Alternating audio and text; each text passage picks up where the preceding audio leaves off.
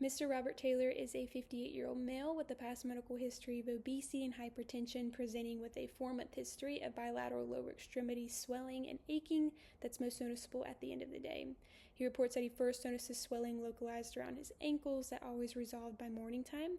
However, the swelling now extends up to his mid-calves and becomes increasingly more uncomfortable throughout the day, especially following long shifts on his feet as a grocery cashier.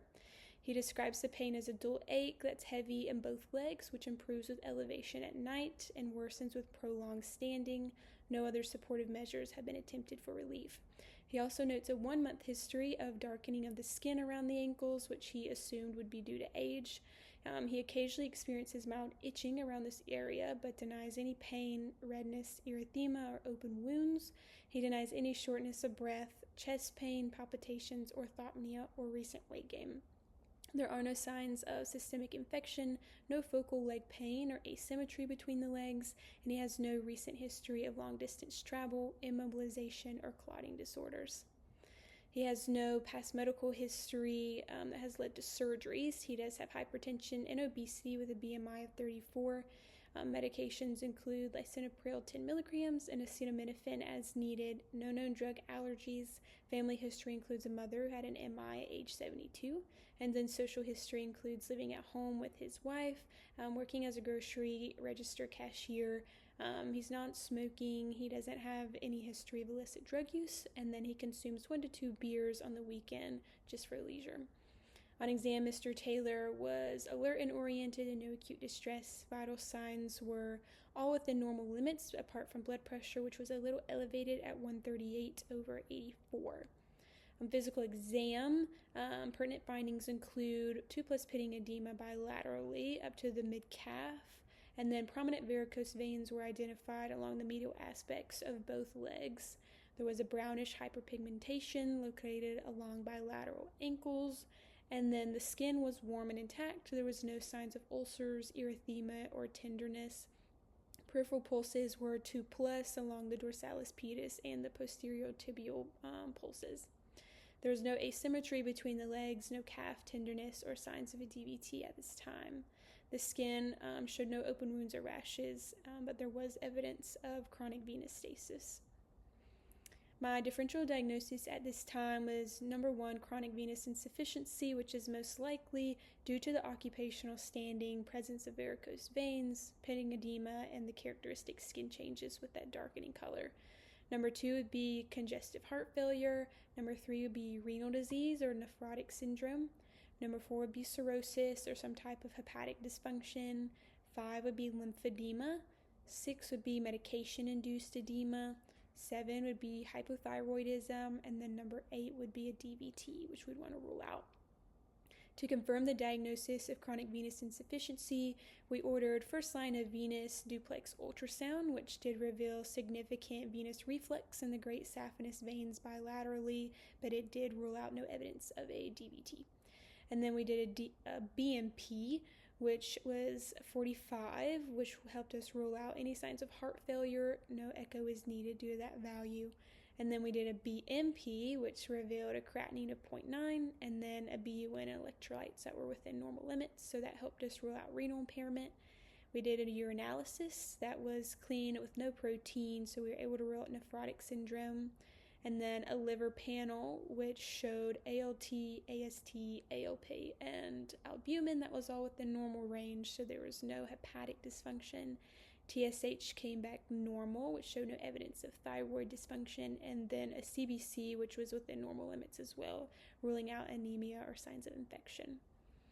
In conclusion, Mr. Taylor is a 58-year-old male with bilateral lower extremity swelling, aching, varicosities, and skin discoloration, confirmed venous reflex on ultrasound, and no evidence of systemic disease, meeting clinical and imaging criteria for chronic venous insufficiency.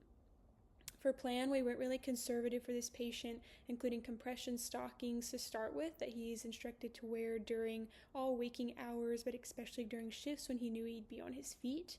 Leg elevation several times during the day, but especially after working towards the end of the day. And then activity, daily walking is a great way to help get venous return back up to the heart. And then skincare would be daily moisturization of that area of skin that's discolored. This can be with moisturizers or any lotion of the patient's preference. It helps reduce trauma and scratching that can lead to infection. And then we'll plan to follow up with this patient 4 weeks just to make sure he's improving and not getting any worse. If these measures were not to be successful, or if he were to develop ulcers of any kind, we could then refer him to vascular surgery. Hi, Mr. Taylor. After reviewing your test results, we think you have something called chronic venous insufficiency. And what that means is we have these tiny little one-way valves in our veins that help push blood from our feet and our legs back up to our heart against gravity. But what can happen over time is when we spend a lot of time standing in one place, especially at jobs like being a cashier, these valves can get weak and sometimes fail, meaning that we're not able to push that blood back up to our heart efficiently. This causes the blood to pool in our veins down in our legs and feet and often increase the pressure in those veins, which leads to some of those symptoms you've been experiencing like swelling, heaviness, aching, and skin discoloration. This definitely isn't a life-threatening condition, and it's not anything that's your fault or anything you did wrong. However, it is something that we want to treat early on because it can lead to complications like ulcers, infections, or more compromise in blood flow. So we've outlined a few things that can do that are going to help you feel better quickly. Number one is going to be the use of compression stockings that we've already sent in for you. What this is just snug fitting socks that we want you to wear at all times of the day when you're standing, especially during long shifts. It's just going to add some extra support for your legs and getting that blood back up. Number two is going to be leg elevation, which you're already doing a great job at. We really want you to elevate your legs above the level of your heart. So when you're just sitting or laying down on the couch, on the bed, a great way to do this is just to prop some pillows under your legs to try to form that nice angle. We really want you to do this several times a day, ideally for 15 to 30 minutes. I know that's not super feasible on days you're working, so at least try to prioritize it at the end of the day when you're off shift. The next thing is going to be movement and activity. This is a great way to help promote just circulation because your calf muscles can actually serve as a second heart in a way. By contracting when you walk, it pushes that blood back up to your heart. So just like standing makes things worse, movement makes things a lot better. And then number 4 is going to be weight management.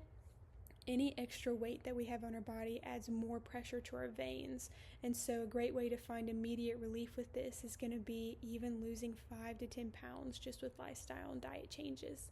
And then lastly is going to be skincare. We want you to apply lotion or moisturizer of your choice to those areas of darker skin discoloration on your ankles. This is just going to keep that skin nice and moist. It can decrease the itching and help prevent you from causing any trauma down there from scratching, which may lead to infection moving forward.